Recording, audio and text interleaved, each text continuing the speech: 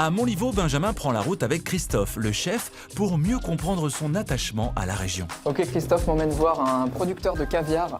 Où est-ce qu'on va, Christophe? On va à Saint-Viâtre, en plein cœur de la Sologne. Tu vas voir, il n'y a que des étangs, des bois et la nature. Super. Ils partent à la rencontre de Vincent Hencar, l'unique producteur de caviar de la région.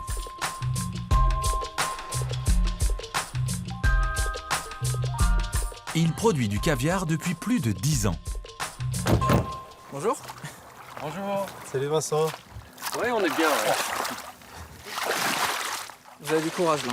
On voulait montrer un petit peu à Benjamin justement voilà, la philosophie et cette richesse aussi qu'on peut avoir dans la région avec les esturgeons et le caviar. Les esturgeons sont les poissons qui produisent le caviar et chez Vincent, leur élevage dure en moyenne 9 ans. La manipulation qu'on est en train de faire, c'est qu'on reprend des femelles qui sont matures, donc qui portent du caviar, qui ensuite vont aller passer un séjour de 4 semaines en eau claire avant qu'elles passent au laboratoire où là elles donneront effectivement leur caviar. Et donc là la dernière étape du coup c'est juste finir... voilà, là on fait finir de pocher et puis... et on va voir les esturgeons... On vous remet à l'eau du coup. Allez, on y retourne. Il a l'air de faire tellement bon en plus, donc regarde, ils ont le bout du nez qui est tout rouge, mais ils n'ont pas froid, tu sais. Tant qu'on n'a pas les oreilles, c'est qu'il n'y a pas de vent. Le goût du caviar ne provient pas de son lieu d'élevage, mais de l'espèce d'esturgeon et il en existe 27 dans le monde. Selon les espèces, il faut entre 7 et 20 ans à la femelle esturgeon pour produire jusqu'à 1 kg de ses œufs au goût unique. Et toujours en fonction de cette espèce, le prix du kilo varie de 1 000 à 37 000 euros. Déguster ce mets d'exception, c'est faire un plongeon dans l'époque des dinosaures. L'esturgeon est en effet un poisson préhistorique. Aujourd'hui, la France, avec ses 35 tonnes annuelles, est devenue le 3e producteur mondial de caviar, derrière la Chine et l'Italie.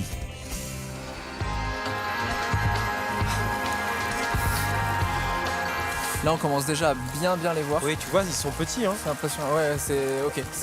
Je voyais ça plus petit, j'avoue. Moi, l'après-midi, en règle générale, je vais voir un producteur. C'est vraiment mon truc et pour moi, c'est source d'inspiration, c'est prendre l'air. Vincent, je le vois une fois tous les 15 jours. Place à la dégustation. Tenue de rigueur exigée pour entrer dans le laboratoire. Suivez-moi.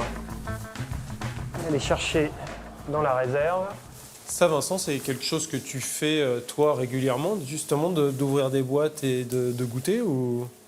Oui, ça, c'est le suivi un petit peu obligatoire du produit, parce qu'en fin de compte, on fait des sélections, des tests, et puis pendant la production, on s'aperçoit qu'il y a des caviars qui ont des diamètres un peu supérieurs, etc.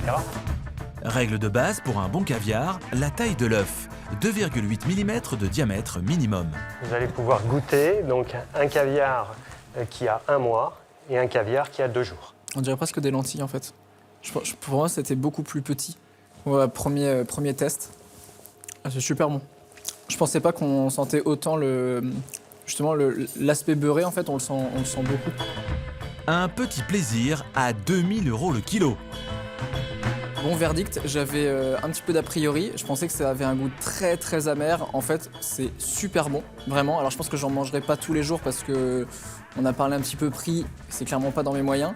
Mais c'est une très belle découverte sur des métiers que j'imaginais vraiment pas. Mais voilà,